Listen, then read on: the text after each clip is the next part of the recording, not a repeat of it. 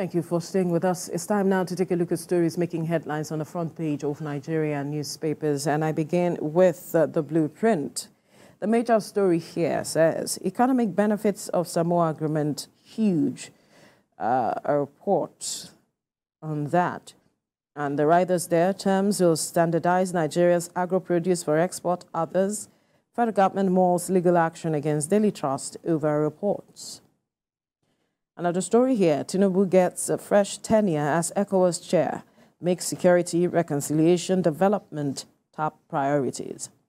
Another downstrip, banditry, reps sponsor mass wedding of 105 Zamfara orphaned girls.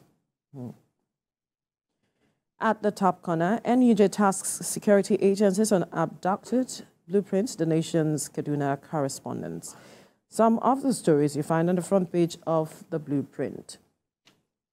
And to the Nation newspaper now. Ecowas re-elects Tinubu, mobilizes for standby force. And the writers there, Faye Nasingbe lead talks as Niger, Mali, Burkina Faso form Union of Sahel. Another story here, 3,000 fake graduates face prosecution. Probe of degree racketeering in foreign universities completed. And at the downstrip, new UK Prime Minister terminates the deportation of migrants to Rwanda policy. Interesting. And at the top corner, EFCC asks Morocco, Tunisia, Algeria to watch list Bello. Now fund opens portal for state universities students. Some stories you find on the front page of the Nation newspaper. To the Daily Times now. And ECOWAS 65th session, Tinubu calls for commitment funding towards regional standby force. Says ECOWAS needs security, stability to achieve potential. Re-elected ECOWAS chairman for the second time. Another story here, how to end Rivers crisis. Coming from a former presidential spokesperson, Dr. Doyin Okukwe, says crisis caused by disregard of rules and laws. At another story here, court orders Buhari's minister to account for 729 billion naira payment to poor Nigerians. At the top corner, Nasu Sani to begin nationwide protest Tuesday, that's tomorrow. Some stories you find on the front page of the Daily Times. We'll move now to the front page of the Nigerian News Direct. Tinubu, re-elected ECOWAS chair, urges leaders to pay up bills to tackle insecurity. Says the West African bloc must leverage Nigeria's expertise to combat terrorism. Commission President cautions against geostrategic rivalries. Another story here. SEC grants Access Holdings approval of 351 billion naira rights issue. Well, those are some of the stories you find on the front page of the News Direct. To the Voice of Liberty now, still talking about, 18 states on red alert as flood kills 15, displaces over 16,000 in 1 week. Court orders ex-minister Sidiya Umar Farouk to account for 729 billion naira payment to poor Nigerians. Economic crisis, huge job losses as 16 multinationals exit Nigeria in 3 years. Fuel scarcity, oil marketers give reasons as filling stations adjust pump to new price. Those are some of the stories you find on the front page of the Voice of Liberty. To the salient times now, danger, flood, cholera threaten Lagos, Ogun, Delta, FCT, others. Human activity responsible for climate change, experts are saying 20 states likely to be impacted by anticipated heavy flooding. Gas explosion in Ogun kills mother, daughter, lives 2 hospitalized. A really sad one there. Engine roller crushes steel company worker to death in Ogun. Now the downstrip, Tinubu re-elected as ECOWAS chairman. The top corner, 25 years after, Wike moves to resettle Abuja's largest mechanic village, warns committee against allocating shops to girlfriends' relations. Typical of Wike. All right, those are some of the stories you find on the front page of the Salient Times. So the Punch newspaper now. Fuel scarcity looms as depots raise petrol price to 720 naira per litre. Filling stations raise petrol price as depots now sell 720 naira per litre, says Ipman. NNPC official storm Lagos depots, asks marketers to prioritize Abuja. And another story here, budget, federal government releases 1.2 trillion naira for capital projects. Varsities boil again as federal government asks to meet workers' protest Tuesday. And flooding, federal government activates states' emergency centers, governors order evacuation. Some stories you find on the front page of the Punch newspaper. To the First News newspaper now, court demands answers. Ex-Minister Umar Farouk faces scrutiny over 729 billion naira spending. And Nigeria loses $8 million to crypto scams amid global surge in hack attacks. Tinubu re-elected Ecowas chairman urges stronger financial commitment to combat terrorism. Those are some of the stories you'll find on the front page of the First News newspaper. Ibrahim. Well, the first with me here is This Nigeria, with the headline, 729 billion naira alleged diversion. Court orders ex-Humanitarian Affairs Minister Umar Farouk to account for funds. ATM, POS, customers express frustration over failed transactions. CBN urges affected account holders to direct complaints to Consumer Protection Departments. Public institutions, not personal enterprises, Tinubu warns. Southeast state grows $1.89 billion debts in 4 years, says report. Tripping of power station unit caused grid collapse, that's according to TCN. Next is Platform Times. Abacha family dismisses federal government's claim of resolving $1.3 billion OML 245 court cases. And then above the masthead, Soludo recalls banking sector consolidation as dangerous war, says family forced into exile. NDLEA arrests Oshun traditional leader, Chadian National Youth Corps member for drug trafficking. Boiling point, Nigeria's debt burden, comatose economy takes center stage as Alaje Ayede points way out. Omobatisha wins Outstanding Radio Presenter of the Year at NICAA 2024. And then death of final year student. TASWED resumes suspended second semester examinations. Next is Daily News Hub. Rampaging bandits, gunmen in kidnapping spree in Kaduna Delta. Abduct 2 journalists, wives, children, ex-NLC presidents in Kaduna. Kidnap Juju priestess, 11 devotees in Delta. NUJ condemns abduction of the nation. Blueprint correspondents, family members, seeks immediate rescue of victims.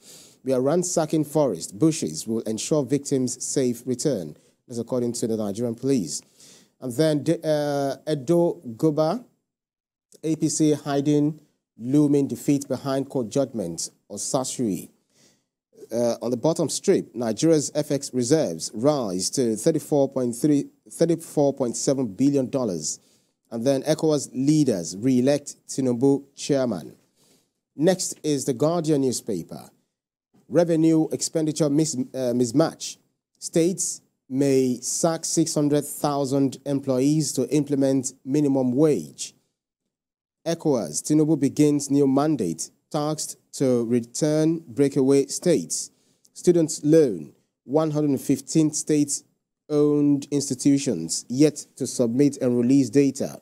ICPC intercepts 10 billion naira of COVID-19 fund in MDA accounts, 100 million naira in personal accounts.